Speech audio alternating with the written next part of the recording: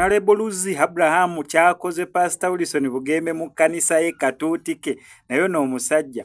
By the way, at least on Honorable Luzi ne wobera tomwagala, at least mukoppeko ekya idea gye yajja nayo mu campaign zino ekibadde kitabangawo mu ggwanga erya Uganda ate n'akituukiriza ekya smart campaign. Ye yagamba tagenda genda eri muntu, tagenda kuteeka simanya bimotoka bikube drive, tagenda genda kuberaale yalujjudde abantu mujjali imire Katuuti atandike. No, ebyo naye bigana. Nagamba campaign ze zigenda bera smart, zigenda bera ku mitimbagano. Nira bulijjo mulako zi TV teriyo gyatagenzeeko, radio teriyo gyatagenzeeko, kawere bu YouTube channel tekuliko bota mulabye, ku TikTok account ye gyakozeseza okubeera nga campaigninga. Paka campaign weziwedde almost ziwedde. Kwanga weekend tugenda tandika tugenda kulonda. Ngatakoze lukungaana na lumu lwagamba muni ya lulu nolwenkoze mpisa abantu mujje munonde gabe ngendo okubeera nga mbagamba. Ati sinoba tumwagala ko byonna. Ati simwagala kecha smart campaign. Kubanga singa etteeka libadde ne bagamba buli yesimbye wako smart campaign process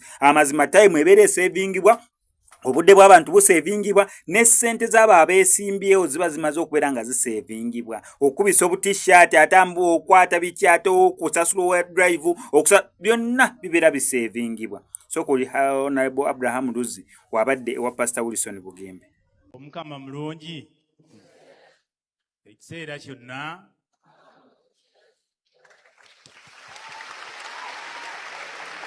balamusizaako bantu ba Katonda mwenna. Nze Abraham Luzi bawa Sala is tall. Omwana omuto omulungi omwanvu afumba ekyenkya ekiri seasoned, garnished, marinated with spices not limited to cornmeal, rosemary, garlic, cucumber,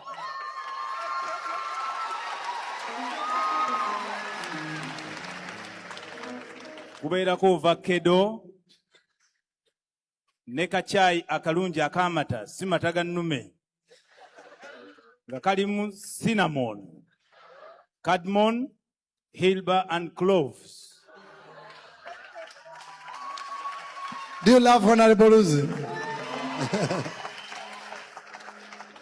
Tetugenda kwagira byabufuzi, siyinza kukyogerera wano mu kanisa ya Yesu ennene nti neesimbyewo kubaka wa Parliament Kampala Central nti era nze nsinga. Siyinza kukyogera era siyinza kubagamba nti ne kuba President emu tesinga 10, londa 10 okusinga emu weewaawo. Ani emu? Ani 10? Teeka ku minzaani olabe ani asinga emyaka, ani asinga essente n'ekitiibwa n'obuyinza era ekiva eri Katonda olonde 10 weewaawo. Pastor Bugembe nkwebaza, wali musaale nnyo ne ku ndagaano wateekako nga nfuna tolosaala ono. Naliyo ku mbaga.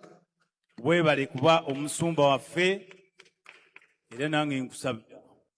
Luli bw'olwo katalikirya sitaani genda. Buli wetwogera ku bintu ebyo nga sitaani ajja. Nange ow'ekitiibwa musumba waffe bwe katalikirya eribiika amasumba n'ofuna embooseera nga Solosaala.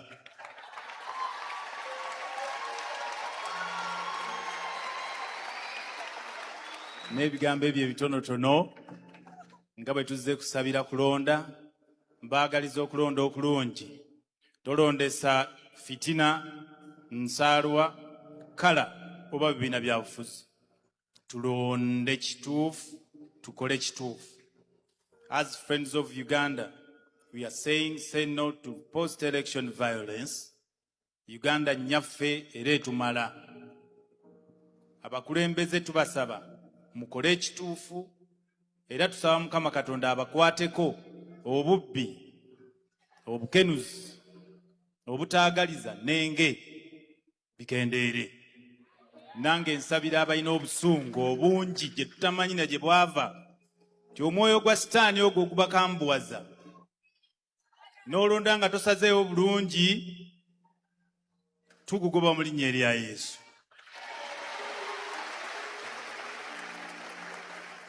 Tusabira buli mubbi atudde mu maaso olwaleero ng'okola mu gavumenti obubbi bukendeere bubi, omwoyo ogwo tugugobe, Mukama atuule mu mmwe mulokoke.